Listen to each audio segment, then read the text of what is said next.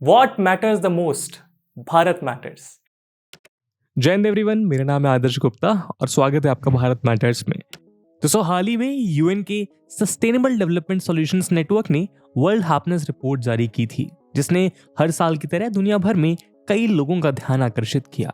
Report के आते ही लोग ये जानने के लिए एक्साइटेड थे कि उनका देश हैप्पीनेस इंडेक्स में किस पायदान पर खड़ा है। रिपोर्ट के अनुसार फिनलैंड इस बार फिर से 6th कॉन्जिक्यूटिव टाइम के लिए नंबर 1 पोजीशन पर रहा है। वहीं Denmark, Iceland, Switzerland, Netherland, Luxembourg, Sweden, Norway, Israel और न्यूजीलैंड वर्ल्ड के टॉप 10 मोस्ट हैप्पीएस्ट कंट्रीज रहीं।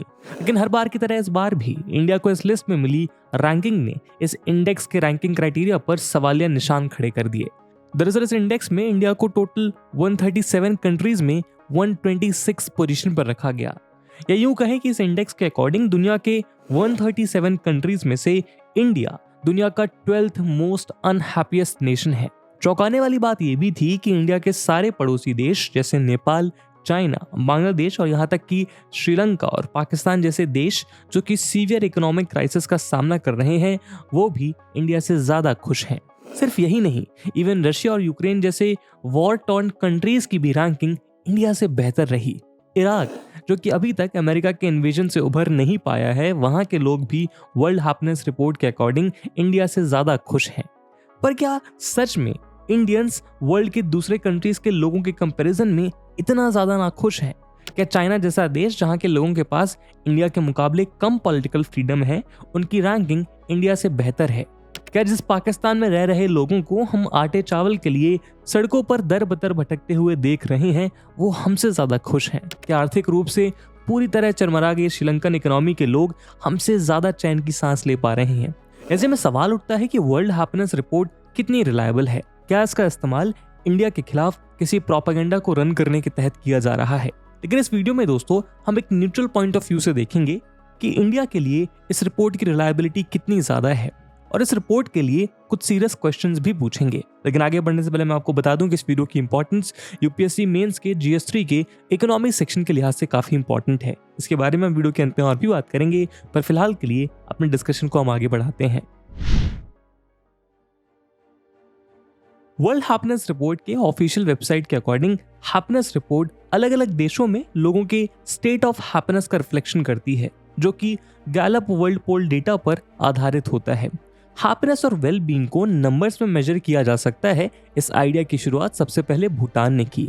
ईयर 1972 में भूटान गवर्नमेंट ने सिटीजन्स के हैप्पीनेस को दूसरे फैक्टर्स जैसे इनकम और इकोनॉमिक ग्रोथ के ऊपर प्रायोरिटाइज करना शुरू किया। उन्होंने एक हैप्पीनेस इंडेक्स को इंट्रोड्यूस किया था, जिसके पीछे का कॉन्सेप्ट था लोगों के हैप्पीनेस को मल्टीपल क्वांटिफाइबल टर्म्स में मेजर करना। साल 2011 में भूटान ने यूएन जनरल असेंबली में resolution 65/309 happiness towards a holistic approach to development को इंट्रोड्यूस किया। इसके तहत भूटान ने दुनिया के दूसरे देशों को उनके सोशियो इकोनॉमिक डेवलपमेंट को अचीव और मेजर करने में हैप्पीनेस को एक मेजर फैक्टर की तरह काउंट करने के लिए इनवाइट किया। 19 जुलाई 2011 को यूएन जनरल असेंबली ने रेजोल्यूशन 65/309 को अडॉप्ट कर लिया। इसका मेन मोटिव था सस्टेनेबल हैप्पीनेस और वेलबींग को प्रमोट करना। 2 अप्रैल 2012 को भूटान के former prime minister Jigme Y Thinley और अमेरिकन इकोनॉमिस्ट जेफरी डी सैक्स के चेयरमैनशिप में first world happiness report present की गई।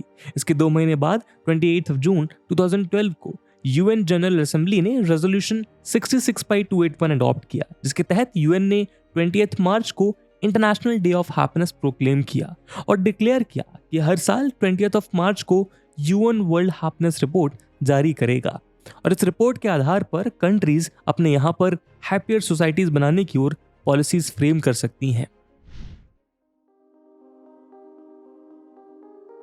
World happiness index secondary data और सर्वे का डेटा दोनों को यूज करके कैलकुलेट किया जाता है। हैप्पीनेस इंडेक्स मेजर करने के लिए UN sustainable development solutions network mainly 6 variable का इस्तेमाल करता है। इसमें शामिल है GDP per capita, life expectancy, social support, generosity, freedom to make life choices और perceptions on corruption. GDP per capita in terms of purchasing power parity यानी PPP और लाइफ एक्सपेक्टेंसी वर्ल्ड बैंक और वर्ल्ड हेल्थ ऑर्गेनाइजेशन यानी WHO के already available data के अनुसार measure की जाती है। वहीं social support, generosity, freedom to make life choices और perceptions on corruption opinion survey के डेटा के आधार पर कैलकुलेट की जाती हैं, जो कि गैलप पोल एजेंसी कंडक्ट करवाती है। गैलप पोल एजेंसी इस सर्वे को सैंपल साइज के अकॉर्डिंग कंडक्ट करती है, जहां हर देश से 1000 से 3000 लोग रैंडम बेसिस पे चुने जाते हैं। इन लोगों से कुछ सवाल पूछे जाते हैं और इन सवालों के जवाब के आधार पे डेटा तैयार किया जाता है। लोगों को ये जवाब 0 से 10 के स्केल पर देने होते हैं, जहां 0 का मतलब सबसे बुरा और 10 का मतलब सबसे अच्छा अनुभव होता है। सर्वे में लोगों से कुछ इस तरह के सवाल पूछे जाते हैं, जैसे कि सोशल सपोर्ट फैक्टर को मेजर करने के लिए पूछा जाता है कि यदि आप कभी मुसीबत में फंस जाएं तो आप अपने फ्रेंड्स या रिलेटिव पे मदद के लिए रिलाई कर सकते हैं, या कभी किसी परेशानी में आपके फ्रेंड्स या रिलेटिव्स ने मदद की है। जवाब में 0 से 10 के स्केल पर रेटिंग देनी होती है, जहां पर 10 का मतलब होता है कि आप अपने फ्रेंड्स और रिलेटिव्स पे 100% भरोसा करते हैं। वहीं उससे कम या फिर 0 ranking lack of social support को शो करती है। रिसर्च के अकॉर्डिंग ऐसे इंडिविजुअल्स जिनके पास कम सोशल सपोर्ट होता है वो डिप्रेशन और लोनलीनेस जैसे कंडीशंस ज्यादा फेस करते हैं। वहीं जिनके पास अच्छा सोशल सपोर्ट सिस्टम है वैसे इंडिविजुअल्स लाइफ में हैप्पी होते हैं। लाइफ में अपनी पसंद की चीज चुनना या अपने लाइफ डिसीजंस खुद लेने की फ्रीडम भी हैप्पीनेस का पार्ट होती है। इसलिए लोगों से ये सवाल पूछा जाता है कि क्या आप अपनी लाइफ में कोई भी डिसीजन लेने के फ्रीडम से सेटिस्फाइड हैं। इसके अलावा गैलप पोल सर्वे में लोगों से ये सवाल भी पूछे जाते हैं कि आपने पिछले मंथ में कितने पैसे चैरिटी को डोनेट किए हैं, क्योंकि ऐसा बिलीफ है कि जो लोग अपनी जिंदगी में खुश होते हैं वो समाज में दूसरे जरूरतमंद लोगों की मदद करते हैं। लास्टली लोगों से करप्शन से भी रिलेटेड सवाल पूछे जाते हैं, क्योंकि ज्यादातर corruption free society happier society होती हैं। इन तमाम सवालों के जवाब के आधार पर वर्ल्ड हैप्पीनेस रिपोर्ट तैयार की जाती है। लेकिन ऐसे में एक बड़ा सवाल यह आता है कि सैंपल बेसिस पर कलेक्ट किए गए इस डेटा से हैप्पीनेस इंडेक्स एक पूरे देश की फीलिंग को ट्रूली रिफ्लेक्ट कैसे कर सकता है, स्पेशली अगर वो देश भारत के साइज का हो, इन terms of area and mainly in terms of population. दोस्तों, हैप्पीनेस की कोई यूनिवर्सल डेफिनेशन नहीं है। फॉर एग्जाम्पल, एक इंसान को अपने फ्री टाइम में आईपीएल देखकर हैप्पीनेस मिलती है तो वहीं किसी दूसरे इंसान को बुक पढ़कर। ऐसे में किस हद तक इस हैप्पीनेस इंडेक्स की फाइंडिंग्स को जस्ट एंड ट्रू माना जा सकता है? कुछ स्कॉलर्स की माने तो हैप्पीनेस इंडेक्स की बेसिक प्रॉब्लम उसे तैयार करने की मेथोडोलॉजी में ही छिपी है, जिसके चलते ये इंडेक्स को जिस पर्पस के लिए तैयार किया जाता है ये उसे फुलफिल नहीं कर पाता। साल 2020 में PLOS ONE जर्नल में पब्लिश की गई एक स्टडी के अनुसार करेंटली हैप्पीनेस इंडेक्स बनाने के लिए जिन मेथड्स को यूज किया जाता है वो वेस्टर्न बायस्ड हैं। सबसे पहला, जीडीपी पर कैपिटा को हैप्पीनेस से कोरिलेट करना इस हिडन नोशन को रिफ्लेक्ट करता है कि रिच इज हैप्पियर। देखिए, इसमें कोई दो राय नहीं है कि पैसे होने से लाइफ में चॉइसेस इजी हो जाती हैं, आप ज्यादा फ्री होते हैं, आप फ्रीडम एक्वायर कर लेते हैं। लेकिन इस बात से हम सब अच्छे से वाकिफ हैं कि पैसा हैप्पीनेस गारंटी नहीं कर सकता। आपने अपने आसपास देखा होगा कि कम पैसों में भी लोग खुश रह लेते हैं, वहीं कुछ लोगों के पास बहुत पैसे होने के बावजूद वो लोनलीनेस और डिप्रेशन जैसे मेंटल कंडीशंस का सामना करते हैं। इसका मतलब ये नहीं है कि मैं आपसे कह रहा हूँ कि आप पैसा मत कमाइए, बहुत ज्यादा कमाइए, लेकिन इस बात की गारंटी नहीं है कि जो लोग रिच हैं वो हैप्पी हैं, क्योंकि मनी और रिसोर्सेज हैप्पीनेस के लिए जरूरी होते हैं। ये वेस्टर्न कॉन्सेप्ट है और जाहिर तौर से क्योंकि वेस्टर्न कंट्रीज हमसे ज्यादा रिच हैं और इसी रीजन से चैरिटी में भी पैसे डोनेट करने के लिए वो ज्यादा एबल हैं, इसलिए हैप्पीनेस इंडेक्स में भी उनकी रैंकिंग हमसे आगे होती है। हैप्पीनेस इंडेक्स की दूसरी प्रॉब्लम ये है कि इसमें इस्तेमाल किए जा रहे मेथड्स हैप्पीनेस को मेजर करने के लिए कल्चरल डिफरेंस को एज अ फैक्टर कंसिडर नहीं करते। ये मेथड्स मेनली इंडिविजुअलिस्टिकली लीन्ड हैं। कहने का मतलब है कि वेस्ट में इंडिविजुअलिज्म को ज्यादा इंपॉर्टेंस दी जाती है और ये माना जाता है कि एक पर्सन की हैप्पीनेस दूसरे पर्सन और सोशल ग्रुप से इंडिपेंडेंट होती है। हालांकि मोस्टली ईस्टर्न कंट्रीज में इसका जस्ट ऑपोजिट केस है। फॉर एग्जांपल, ईस्टर्न कंट्रीज में ये माना जाता है कि सेल्फ सोसाइटी से जुड़ा हुआ है। बुद्धिज्म, ताओइज्म और कन्फ्यूशनिज्म जैसे ईस्टर्न एनालॉजीज हर एक ह्यूमन और यूनिवर्स में हर चीज के इंटरकनेक्टेडनेस की बात करते हैं और सोसाइटी में हार्मनी और बैलेंस को इंडिविजुअल अचीवमेंट के ऊपर प्रायोरिटाइज करते हैं। सिमिलरली इंडिया में कम्युनिटी लाइफ, फैमिली और स्पिरिचुअलिटी को लोग ज्यादा प्रायोरिटी देते हैं और ये सब इंडिया के लोगों के हैप्पीनेस का मेजर पार्ट है, जिसे सर्वे डेटा में कंसीडर किया ही नहीं गया। और लास्टली दोस्तों, हैप्पीनेस एक सब्जेक्टिव फीलिंग है। हर किसी का हैप्पीनेस को परसीव करने का एक अलग वे होता है। बहुत सारे साइंटिस्ट और स्कॉलर्स के अनुसार हैप्पीनेस को नंबर्स में मेजर किया ही नहीं जा सकता। इस वजह से सर्वे में लोगों से 0 से 10 के स्केल में उनकी फीलिंग्स और परसेप्शन को रेट करवाना कंप्लीटली फ्लॉड है और इसीलिए हैप्पीनेस रिपोर्ट भी फ्लॉड बन जाती है। इंडिया एक ऐसा देश है जहां 22 से भी ज्यादा ऑफिशियल लैंग्वेजेस और ओवर 1700 दूसरे भाषा बोली जाती हैं। वहां रह रहे 140 करोड़ से भी ज्यादा लोगों की हैप्पीनेस को 3000 रिस्पोंडेंट्स के रिस्पॉन्सेस के बेसिस पर मेजर करना पूरी तरह फंडामेंटली इलॉजिकल है। हैप्पीनेस इंडेक्स के मेजरमेंट से जुड़ा एक और बड़ा फ्लॉ ये है कि ये इंडेक्स किसी देश के कल्चरल हेरिटेज को भी इंक्लूड नहीं करती। इंडिया एक रिच कल्चरल हेरिटेज देश है जहां के लोगों के लिए ये मेजर सोर्स का जॉय है और हम इसे लेकर बहुत प्राउड भी फील करते हैं। हमारे यहाँ का festivals, folk songs, folk music, ये सब हमारी लाइफ का एक बहुत इंपॉर्टेंट हिस्सा है और हमारी आइडेंटिटी और सेंस ऑफ बिलोंगिंग को शेप करने में एक अहम रोल प्ले करता है। ये सारी छोटी छोटी चीजें जैसे फैमिली के साथ डिनर करना, साथ में फेस्टिवल सेलिब्रेट करना, सॉन्ग्स, डांस, सिनेमा, रिलीजन, एक इंडियन को हैप्पी करने के लिए इनफ होता है जो कि हैप्पीनेस इंडेक्स में रिफ्लेक्ट नहीं होता। इसके चलते ये सही और सटीक मायनों में इंडियंस की ट्रू हैप्पीनेस को रिफ्लेक्ट नहीं करता।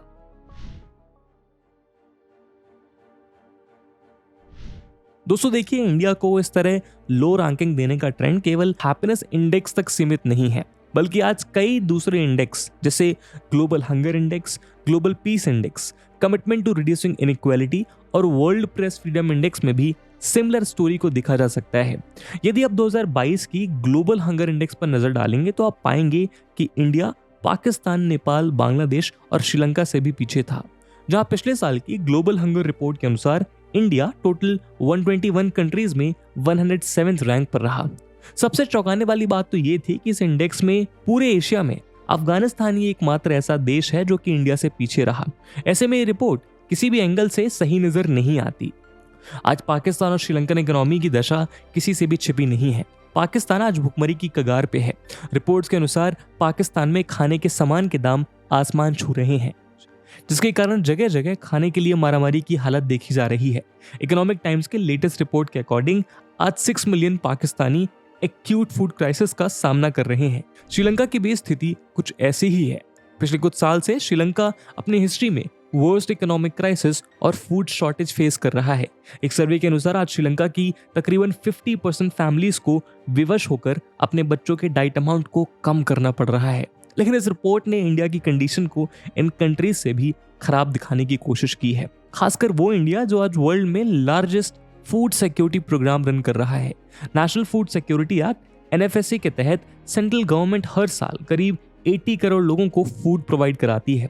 NFSA के तहत प्रेग्नेंट वुमेन को भी पोस्ट डिलीवरी पीरियड तक free of cost food provide कराया जाता है। इसके अलावा स्टेट गवर्नमेंट्स भी अपने स्टेट में अलग अलग फूड सिक्योरिटी प्रोग्राम्स रन कराती हैं और इसीलिए global hunger index global happiness index की ही तरह एक फ्लॉड मेथोडोलॉजी को फॉलो करते हुए रिपोर्ट तैयार कर लेती है। हालांकि ये बात सही है कि insufficient availability of food, shortfalls in the nutritional status of children and child mortality जैसे जिन क्राइटेरिया को ग्लोबल हंगर इंडेक्स इस्तेमाल करता है, उनमें से लगभग हर क्राइटेरिया में हमें सेटिस्फैक्ट्री लेवल अचीव करने के लिए अभी लंबी यात्रा तय करनी है। आज भी हमारे यहाँ लाखों बच्चे हैं जो मैल न्यूट्रिशन का शिकार हैं। साथ ही 75 सालों में एक के बाद एक अनेक सरकारों के प्रयास के बावजूद आज भी शॉर्टफॉल ऑफ फूड यानी खाने की कमी देश के सबसे कमजोर वर्ग की सच्चाई बनी हुई है। लेकिन सवाल यहाँ इंडिया की इस रैंकिंग में होने या ना होने का नहीं है, बल्कि सवाल ये है कि क्या इन कमियों के बावजूद इंडिया को पाकिस्तान या फिर ऐसे ही किसी दूसरे देश के नीचे रैंक किया जाना कितना लॉजिकल और रेडिकल है। ग्लोबल हंगर इंडेक्स जैसी ही कहानी ग्लोबल पीस इंडेक्स में भी देखी जा सकती है।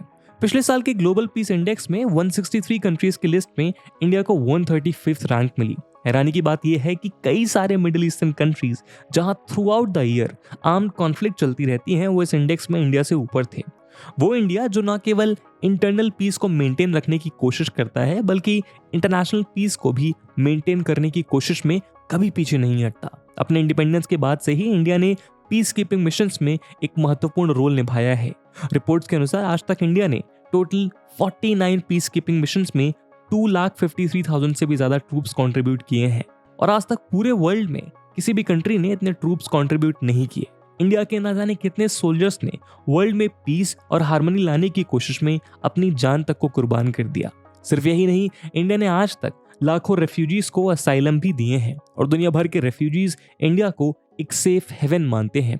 वर्ल्ड रेफ्यूजी सर्वे के अनुसार इंडिया में तकरीबन 4 लाख रेफ्यूजीज रिसाइड करते हैं। फिर भी ग्लोबल पीस इंडेक्स में इंडिया का वर्ल्ड में पीस मेंटेन करने के लिए इन एफर्ट्स को पूरे तरीके से नजरअंदाज कर देती है। हालांकि इस लिस्ट के कुछ पैरामीटर्स पर हमें अभी भी पॉजिटिव चेंजेस लेकर आने की जरूरत है।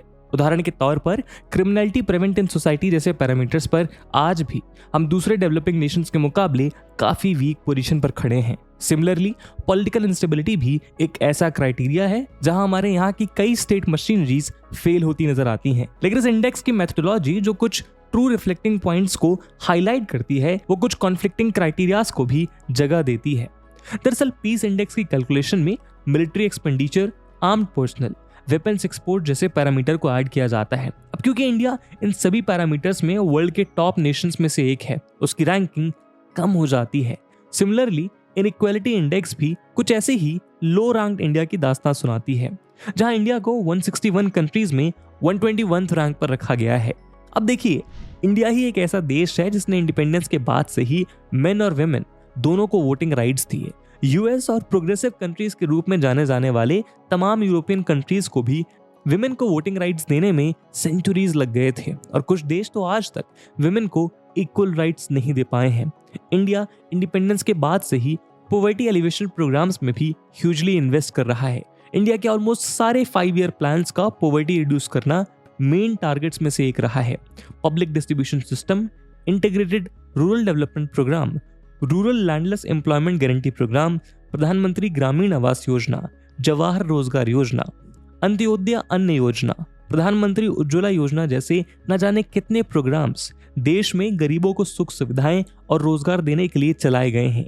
इंडियन कॉन्स्टिट्यूशन किसी भी बेसिस पे race, caste, colour, creed, gender इत्यादि पे डिस्क्रिमिनेशन को फॉरबिड करता है और सभी इंडियन सिटीजन को बिना किसी भेदभाव के इक्वल राइट्स दिए गए हैं। लेकिन commitment to reduce inequality index India के बारे में कुछ और ही दिखाता है। उसी तरह से प्रेस फ्रीडम रिपोर्ट में भी इंडिया को पीछे दिखाया गया है।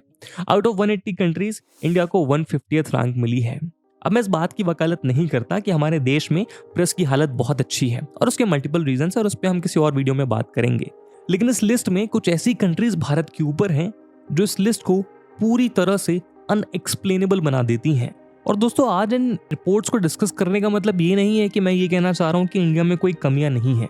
मैं सेल्फ क्रिटिकल होते हुए ये जरूर कहूंगा कि इंडिया एक परफेक्ट नेशन बिल्कुल नहीं है और ये जो भी रैंकिंग्स इंडिया को दी गई हैं वो रैंकिंग रीजनेबल ना हो, बावजूद उसके इंडिया को इन सारी रैंकिंग्स में बहुत इंप्रूव करने की जरूरत है।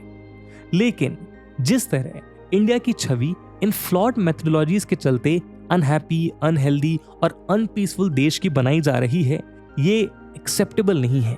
ये सारे इंडेक्स महज 1000 से 3000 लोगों के ओपिनियन सर्वे के बेसिस पे प्रिपेयर करी जाती हैं, जो कि इंडिया जैसे 140 करोड़ की ह्यूज पॉपुलेशन वाले देश के लिए एक्सट्रीमली स्मॉल सैंपल साइज है। और हो सकता है कि ये शायद थोड़े कठोर शब्द हों, पर इन रैंकिंग्स में भारत का स्थान देखने के बाद मैं इस बात को इग्नोर नहीं कर सकता कि ये सारी रैंकिंग्स कहीं ना कहीं एक एंटी इंडिया स्टैंड लेती हैं, क्योंकि वेस्टर्न कंट्रीज अपने एजेंडास को रन करने के लिए डेलिबरेटली इंडिया को नेगेटिवली पोर्ट्रे करने की कोशिश करती हैं, जहां वो आज भी दुनिया के सामने इंडिया को एक third world, poor, unhappy, unhealthy और बार्बरिक कंट्री के रूप में दिखाना चाहते हैं। आप पूछ सकते हैं कि ऐसा वो क्यों चाहेंगे, और इसका आंसर बड़ा सिंपल है कि जब भी एक डेवलपिंग नेशन अपने ट्रू पोटेंशियल को अचीव करने के बहुत पास होता है, so there is always a sense of insecurity. US और यूरोपियन देश एक ऐसे माहौल में महान शक्ति बने हैं जहां पे यूनिपोलैरिटी का माहौल था, या फिर कहूं डुओपोलैरिटी का माहौल था। ये दुनिया 2 धड़ों में बटी हुई थी। आप उसको यूएस और यूएसएसआर का पावर पॉइंट कह सकते हैं, या फिर यूएस और यूके का। लेकिन जब ये डुओपोलर वर्ल्ड एक मल्टीपोलर वर्ल्ड में कन्वर्ट होने वाला होता है, या फिर एक नया पावर सेंटर जन्म लेने वाला होता है, तो ये वेस्टर्न कंट्रीज बहुत इनसिक्योर होती हैं। और ये ट्रेंड सिर्फ इंडिया के साथ नहीं, बल्कि आगे बढ़ते हर देश के साथ देख सकते हैं। जैसे ही कोई देश अपनी ग्रोथ जर्नी में आगे बढ़ता है, वो देश ऑटोमेटिकली पुअर हो जाता है, वो देश ऑटोमेटिकली अनहैप्पी हो जाता है, वो देश ऑटोमेटिकली अपनी डेमोक्रेसी को खोने लग जाता है। और ये एक बहुत पुराना ट्रेंड है। दोस्तों क्योंकि ये सारे इंडेक्सेस प्रोपेगेंडा और इनएडिक्वेट डेटा से कहीं ना कहीं इन्फ्लुएंस्ड हैं, तो हमारे एक्सपर्ट्स का मानना है कि इंडिया को इससे बहुत ज्यादा इफेक्ट नहीं होना चाहिए, लेकिन लगातार इन सारे फैक्टर्स को इंप्रूव करने की कोशिश करनी चाहिए। And that's a very important thing to acknowledge, क्योंकि चाहे वो हैप्पीनेस इंडेक्स का केस हो या इक्वालिटी का या अच्छे हंगर और पीस का, भारत को लगातार इंप्रूवमेंट करनी होगी। फॉर एग्जाम्पल अगर हम इक्वालिटी की बात करें तो आज लोकसभा में 72 वुमेन मेंबर्स हैं। ये नंबर पहले और भी कम था, लेकिन इसको अभी और भी ज्यादा बढ़ाए जाने की जरूरत है। साथ ही सेंट्रल से लेकर लोकल गवर्नमेंट इलेक्शंस में भी इंडियन वुमेन बढ़ चढ़कर पार्टिसिपेट करती नजर आ रही हैं और लीड कर रही हैं। सिर्फ पॉलिटिक्स ही नहीं, कॉर्पोरेट सेक्टर, एजुकेशन, आर्ट और इनफैक्ट हर स्फीयर में इंडिया में वुमेन का पार्टिसिपेशन इंक्रीज हो रहा है।